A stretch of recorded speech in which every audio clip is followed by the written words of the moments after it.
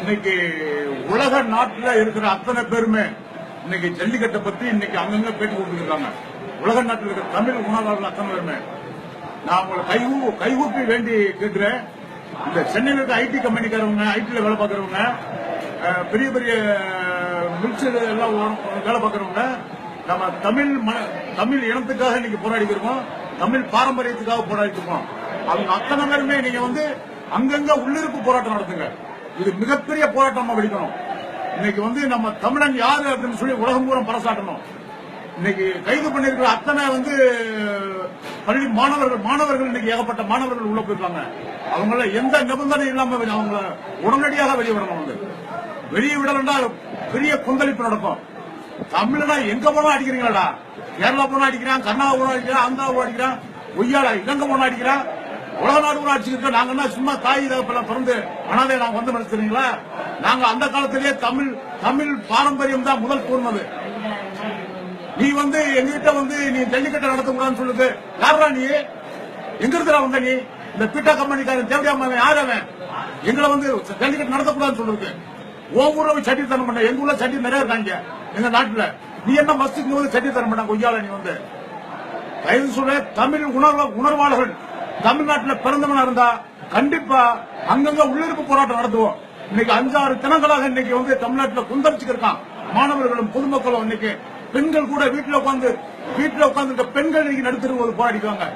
அவங்க உணர்வை கொஞ்சமா இந்த மோடி அரசாங்கம் வேடித்தனமான அரசியல் பண்ணாம உடனடியாக ஜல்லிக்கட்டை நடத்துறதுக்கு உத்தரவு போட்டு நீ கைது பண்ண அத்தனை பேரை நீங்க வெளியிடணும்.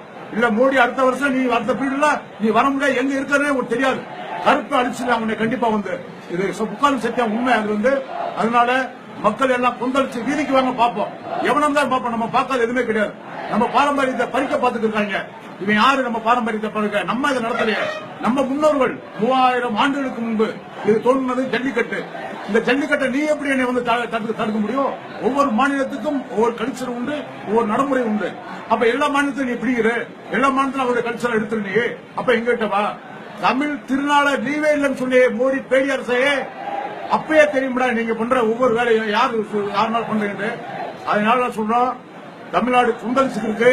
இந்த கொந்தளிப்ப குதிச்சுக்கு இருக்கு. புயலா கிளம்பி சுனாமி மாதிரி கிளம்பிடுச்சு.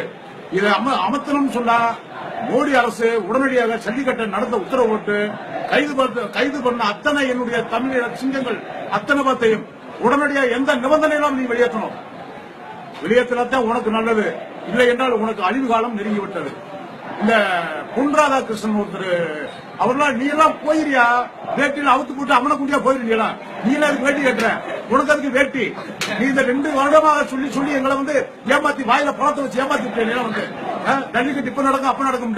நீ எல்லாம் ஏன் வேட்டி கேட்டிருக்க? தமிழனுடைய பாரம்பரிய வேட்டியை நீ அவுத்து போட்டு போயா முன்ன கட்டி அவனை கட்ட. இந்த தமிழிசை சவுந்தரராசனா நீ எந்த ஊர்லமா பிறந்த? நீ ஏமா கரும்பண்டிக்கு பிறந்த, கரும் சித்தானுக்கு பிறந்த பொய்யால நீ ஓடிடு. தமிழ் உணர்வுள்ள ஒவ்வொரு தமிழனும் பிஜேபிக்கு முழுக்க போட்டுட்டு நீங்க என்ன வந்திருக்கப்பா? பிஜேபியே வேணாப்பா, நமக்கு வந்தா நல்லா இருக்கும்னு நினைச்சோம். இப்ப நம்மள போய் அடிமைப்படுத்துறான். நம்ம உணர்வுகள்லாம் நம்ம கொதிக்குது. இருக்கலாம் வேற மாதிரி பண்ணுவோம், கடிச்சு கொதும்பிடுவோம். நாங்க அவ்வளவு வெறியோட உட்கார்ந்து இருக்கோம். ஒவ்வொருத்தரும் பெரிய பெரிய வெறித்தனமா இருக்கான். எங்களை போலீஸ்காரங்க எல்லாம் அவங்களும் தமிழ்நாட்டில் பிறந்தவங்க, அவங்களும் இந்த காக்கி சட்டை போட்டுக்கிறதுக்காக உணர்வுல பேசாம இருக்காங்க. மேலோட உத்தரவுக்கு தலை வணங்கி உட்கார்ந்துருக்காங்க. சில போலீஸ் அதிகாரிகள் பேசினேன், அவங்களும் அப்படியே வருத்தம் தெரிவிக்கிறாங்க, மிகப்பெரிய வருத்தம் தெரிவிக்கிறாங்க. அவங்களும் எங்களுக்கு ஜல்லிக்கட்டுக்கு போராட்டம் நடத்துறதுக்கு ஒரு சில அதிகாரிகள் எங்களுக்கு முழு சப்போர்ட் வழங்கி இருக்காங்க. என்ன பண்றது, அவங்க அரசியல் அமைப்பு சட்டம் இருக்கு. அதனால அவங்க இந்த காக்கி ட்ரெஸ் போடுறதுனால சில நடவடிக்கைகள் எடுத்துக்கிறாங்க. அதனால தமிழ்நாடு கூட கொந்தளிச்சுக்கு இருக்கு. போலீஸ் அதிகாரிகள் யாருமே எங்களுடைய தமிழ் உணர்வு உங்களுக்கு கண்டிப்பா